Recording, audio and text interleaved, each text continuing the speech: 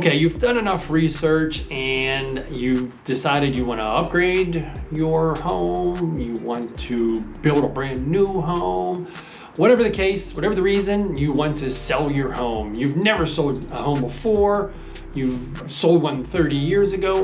What's the process? In this video, I'm going to give you the steps to successfully sell your home. Are you ready?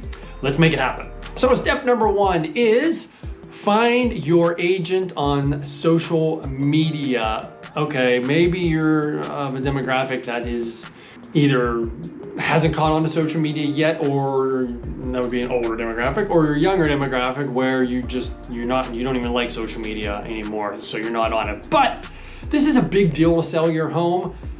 I mean, the invention of the internet and social media now allows you to research products and people you want to either buy or hire. So if you don't like social media, I get it, but you still want to go on there and search for a couple candidates. Let's just say, you have a cousin Jim that's an agent.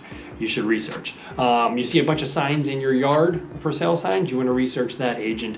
Or you do a Google search, best agent in Pittsburgh, Atlanta, Miami, whatever, and a couple names come up, you want to research them. I'm telling you, go find them on social media. That's a big deal. That's the number one step I would take. Actually, whenever I buy substantial products, cars, boats, whatever, I will go on social media and look that stuff up.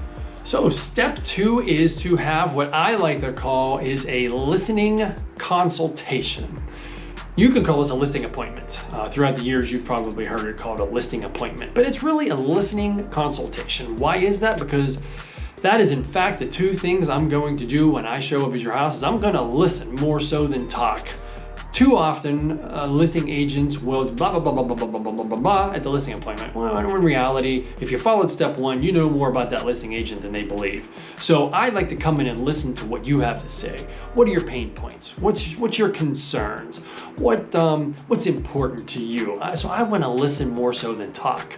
And number two is I want to consult. If you watched my other video about the 5 things your agent should ask you, you will know that I am going to come in and give you a honey-do list. I'm going to consult. We're going to walk through the house for 2 reasons. One is you want your agent to kind of get a feel for what buyers might love, what they might have a challenge. Is there something that's correctable? And just try to, and the second reason is to get an idea when they do the market analysis, square footage, proximity to bus stops, is there a power tower next door, stuff like that. Okay, so the next step is, I call it a QMA. You may have heard it as CMA. I call it a quality market analysis.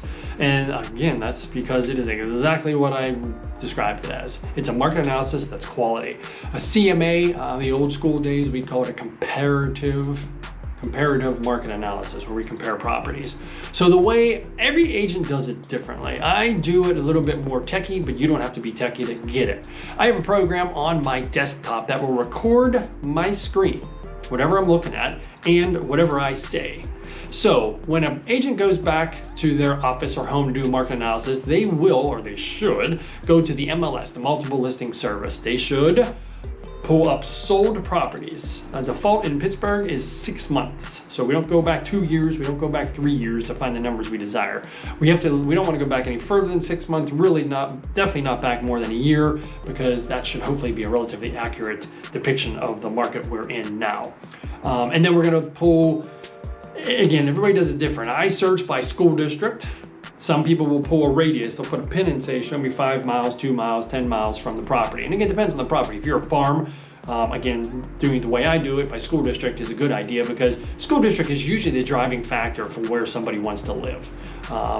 Most homes out of the city in the suburbs are 3 or 4 bedrooms, 5 bedrooms, and they probably have children, so a school district is very important. And then we put a price point in there. One of my questions I send out to my sellers ahead of time is, what price do you think you'd like to enter the market at? And I don't ask that because I can't figure it out.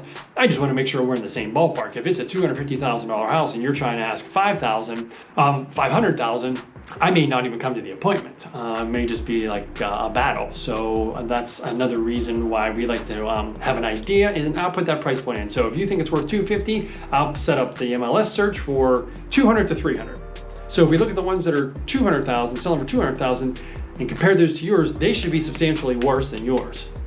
If we look at the ones that are 300,000 and you think yours is worth 250, they should be substantially better. So that should funnel down a decision on whether that is the proper price point of your home or not. All right, so what I'll do is I will, put those filters on. It'll populate probably about 5 properties, and I will look at each one of those properties. Have a finished basement. What did it list for? How long was it on the market? What did it eventually sell for? Did it expire and go back on the market? Then I'll leaf through all 25 photos, and as I'm doing this, keep in mind this is recording my screen and anything I'm saying, so it's as if you're sitting right next to me during the market analysis. And then at the end of the looking at the photos, I'll say, okay, this property sold for X, and it is in fact more desirable than yours, and it sold for a higher price, so that's good. Or it's less desirable, whatever the case may be. I'll move on to the next property. I'll do that for all 5 properties. It'll create a video. It'll take about 15 minutes when I'm done. And again, I'm gonna send you a link. You're just gonna click on this link and just watch me go through the MLS and my mindset of what exactly the property is worth, and I will give you a range at the very end. I'm never going to give you one number. I'm not going to say it's worth 250. I'm going to say it's worth between 240 and 260. If you want to get it sold quick for multiple offers, over ask, you go for like a 240 number. If you wanted to sit on the market for a while and just hope for the best, you maybe go list with another agent other than myself for a number higher than 250. So quality market analysis is the next step. And a lot of my sellers have been watching the market. It takes about 24 months, 18 to 24 months for a buyer and a seller, once the thought goes in their head to the day they close, to actually make the process happen. So you sellers have been, the market value of your house, at least a good range, way before we get there. This is just gonna kind of confirm it. And the reason why I do it that way is because when you get an offer in, it's going to have an appraisal, a mortgage more than likely, which means it's going to have an appraisal, and an appraiser is going to do it the same way. He's going to walk through the house without you, and then he's going to go back to the very same MLS that I was at and pull the very same comps. So there aren't going to be any hidden comps. And you can't go back 2 years to make it favorable. All right, next step. So once we agree on a price, once you agree on a price and a commission and a start date and all that with your listing agent, onslaught of paperwork comes. You'll get seller's disclosures in Pittsburgh, Pennsylvania right now. I'm sorry, Pennsylvania is a state, not just Pittsburgh. It is currently a 9-page document. Now, some agents have been able to figure this out.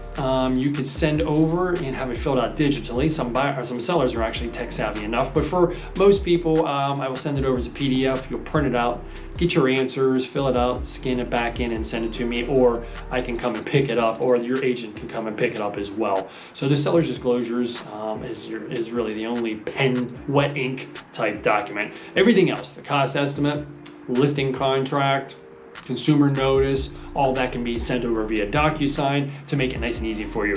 Technology has made the sale and the purchase and sale of real estate and a lot of other things a lot easier, a lot quicker. So I think that's the reason why a lot of things are selling more often. Okay, so the next step that I highly recommend is get the house pre-inspected. Why would you get the house pre-inspected? The reason is because if you know the problems ahead of time, you can address them. Now, I've had many listings where we've had multiple offers, and the buyers, the top offers and the winning buyer had no home inspection contingency at all, and that's because the sellers already had home inspection done. Yes, you pay for it, sellers, $450, $400, $500. You don't need a radon, you don't need a pest. Just get the home inspection done. Just think how easy it would be to facilitate, to extract more money out of a buyer in a multiple offer situation if you could hand them a document that says, here, we already had it inspected by a neutral third-party home inspector. We know what the problems were, and we fixed the things that are broken, defective, or a safety hazard. Small things like, the interior hollow core door, somebody kicked it or punched it. We're not going to do that. But if there is a water infiltration into the basement, maybe the downspouts just needed rerouted. We fixed that. Maybe a couple shingles were missing off the roof. We fixed that. Sellers, yes, you may have a house pre-inspected. The buyers may have another home inspection. Who cares? Good on them if they wanted to. They just wasted money. The chances of that home inspector finding something more major than your home inspector, as long as you hired a good one, is unlikely. They might find a couple small things, but again, If you price it under market value, have the house pre-inspected, you probably have multiple offers.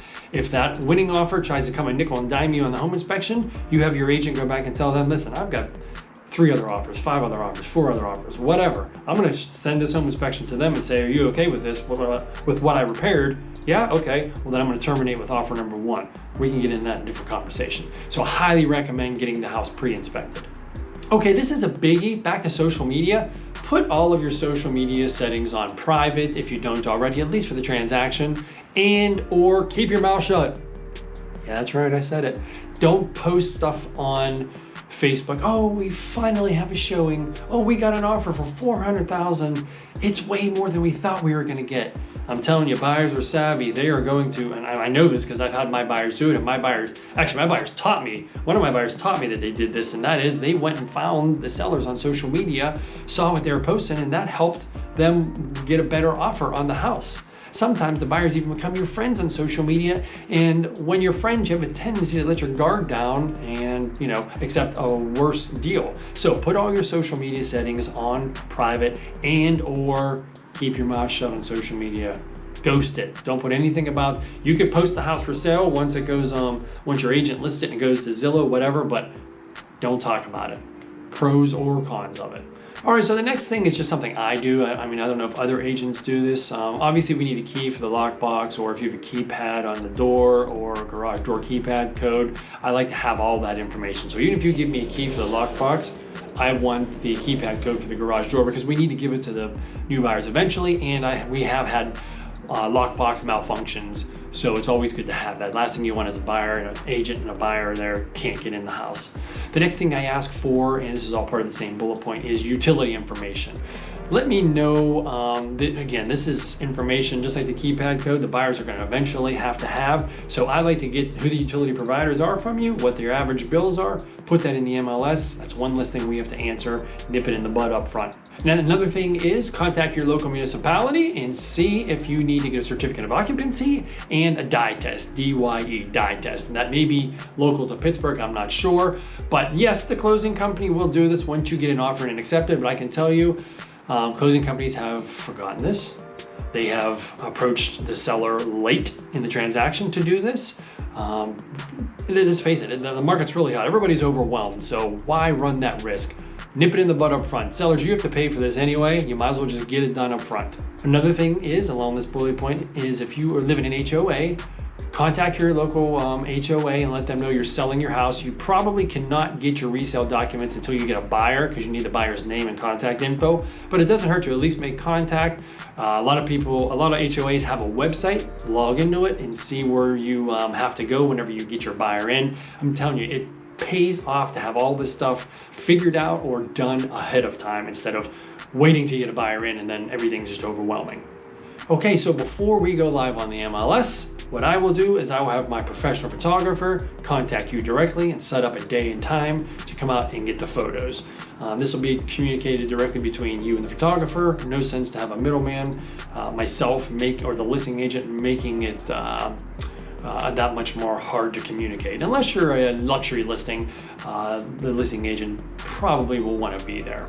Same goes with anything else. Sometimes we have a videographer come out, sometimes we have a 3D guy come out. So that'll usually be communicated directly between you, the sellers, and that vendor to get it handled.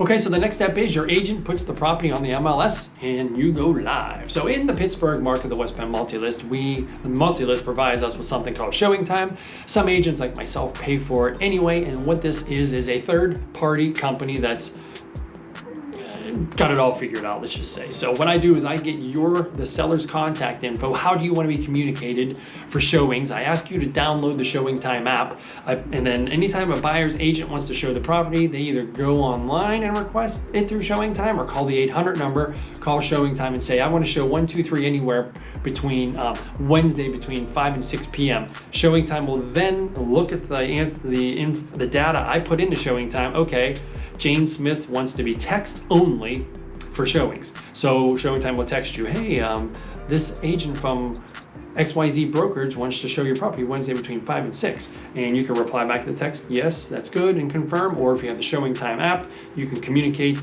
almost directly with the buyer's agent. No, that doesn't work. My kid's down for sleep. Can you come 7 to 7:30? And you can send that information through the Showing Time app, and they never get to see your contact info. So what that does is that gives you total control.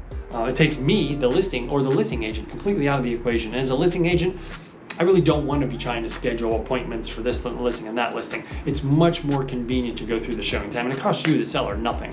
Okay, so the next step is you receive an offer or offers, you negotiate, accept an offer, get it signed via DocuSign, and receive the document from me. I have my house under contract, but what do I do now? And I kind of already touched on that. So what you'll do is you'll contact the local municipality, ask about a die test certificate of occupancy. If you have an HOA, contact them. Now you have the buyer's contact info. You can get that handled. You typically have 10 days, I think, to get the HOA documents, the resale documents, over to the buyers for them to review to see if they're okay with that. So if you have an HOA, talk to your listing agent about that, but do not delay with that. Trust me, that can be a barn burner. Other than that, you want to start cleaning up, and until you get through the inspection process, if there is an inspection process, you don't really want to start moving out too much stuff or selling stuff, etc. If the buyers do have an inspection, you do not need to be there. As a matter of fact, you shouldn't be there. Same with whenever the appraiser calls or goes through Showing Time and schedules the appointment, you do not need to be there. You can be there for the appraisal. It's much less important for you to leave for the appraisal than it is the inspection. The reason why is for the home inspection, the home inspector doesn't want you hovering over them, asking them a bunch of questions. And also the client, the buyers are usually present, and we don't want the buyers and sellers in the same airspace until the day of closing, and maybe not even then. But for the appraiser, if you work from home, you have a bunch of kids, dogs and kids, you can certainly stay there. The appraiser's just gonna walk through, it's not a problem. Okay, so the next step is we negotiate any repairs. If we had a home inspection, again, you can see how if you had it pre-inspected and fixed everything ahead of time, this nips it in the bud.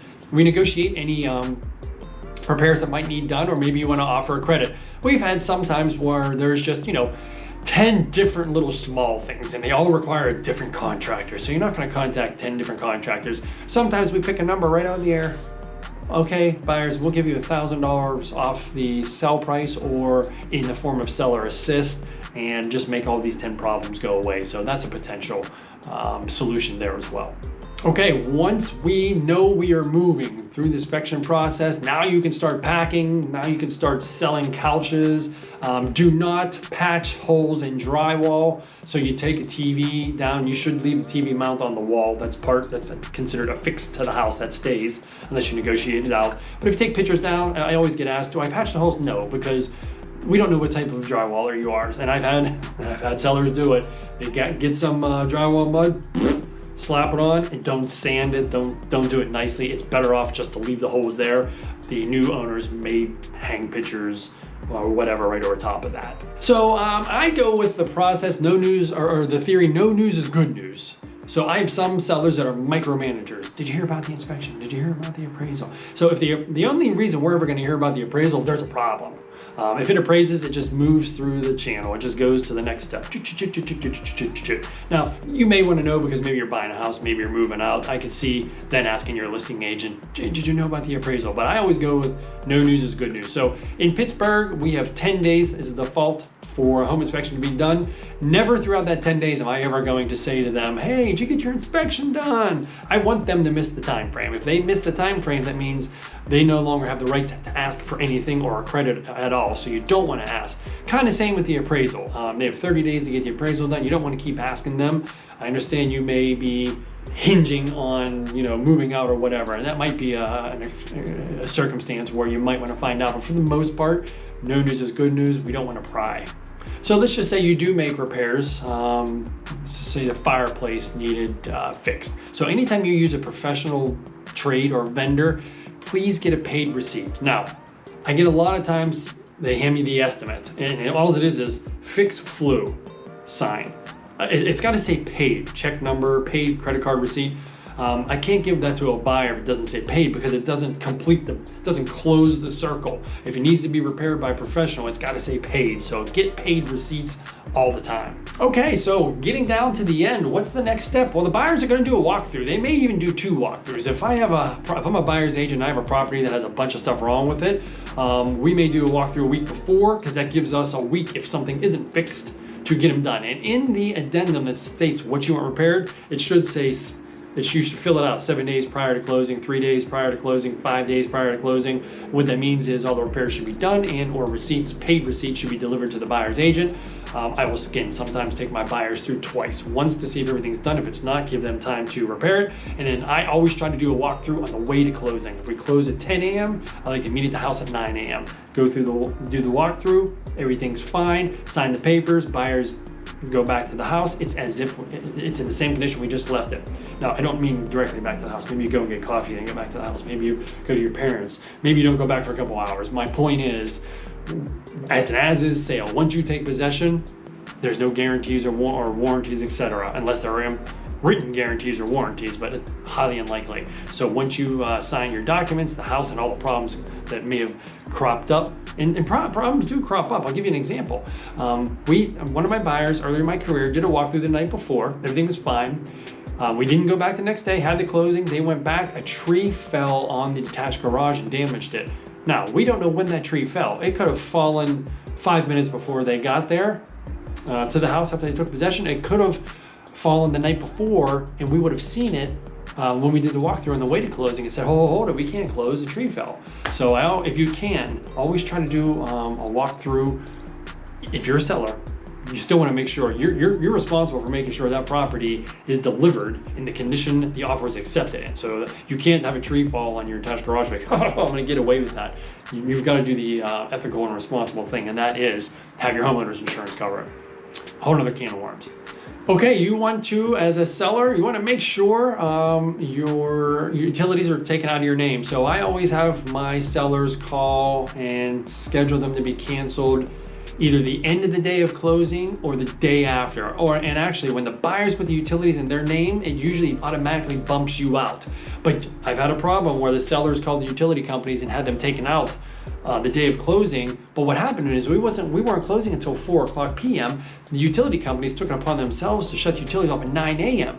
The utilities have to be on for the buyer to do a walkthrough. So as sellers, you have to keep utilities on for the whole day of closing, all right? Just to avoid that problem. Closing time, post-COVID and even before COVID, a lot of my sellers are closing remotely. What that means is there's no need to sit there for a half hour or an hour where the buyer signs this big stack of papers and you sign one paper and get a check. A lot of times my sellers, what they're doing is they're signing their stuff ahead of time. The closing company ships them the info, they sign it in front of a notary, ship it back. You either get the money wired into your account or a check sent to you, sellers, however you want that. But there is the item of the keys, the garage door opener, owner's manuals for the oven, etc. Leave all that stuff on the countertop. There will be a key in the lockbox, so there should be, so the buyer's agent and the buyer can get in to access all that stuff, and a garage door keypad code. So don't schlep that stuff to closing, even if you are going to go to closing. You risk losing it. Some of my sellers have packed it up and couldn't get to it until they unpacked in California a week later. Just leave all that stuff on the counter. Extra keys, garage door openers, everything. Leave it all on the countertop. Okay, so the settlement statement is your expenses, your incoming and your outgoing money. That usually isn't going to be ready from the closing company, not your listing agent, at least 24 hours prior to closing. Goes down to the last minute because they need to verify a buyer's employment the day of closing and all kind of other stuff, and do the numbers for the taxes and all that per diem down to the day. So don't panic, you're not going to get it a week ahead of time. Your agent should have done a cost estimate of what your net return would be, but you're not going to get the exact numbers until 24 hours prior to closing, and then you can review it if you go to the closing table, or if you don't, over the phone with the closing agent. Sometimes your listing agent may do it, but really those numbers are filled in by the closing company. You should do that with the closing agent. It's a pretty simple thing here. Getting down to the end is change your mailing address. You should have already done that, just a friendly reminder. Okay, the last thing you do when you're selling your home after you've been through that whole process is contact your, write a Zillow review for your listing agent and make sure you have their contact info so you can sell your next home with them. Hopefully they followed all those bullet points and you had a successful transaction. You love them. You know, find them on social media if you haven't followed step 1, which is find your agent on social media, become their friend, and anytime you need anything for representing residential real estate, buying or selling, it's easy with social media to have their contact info. But by golly, write that Zillow review, good or bad. All right, hope you enjoyed the steps for listing your home. If you're watching on YouTube or social media, comment below. If you got it via email, reply to the email and let me know what you think.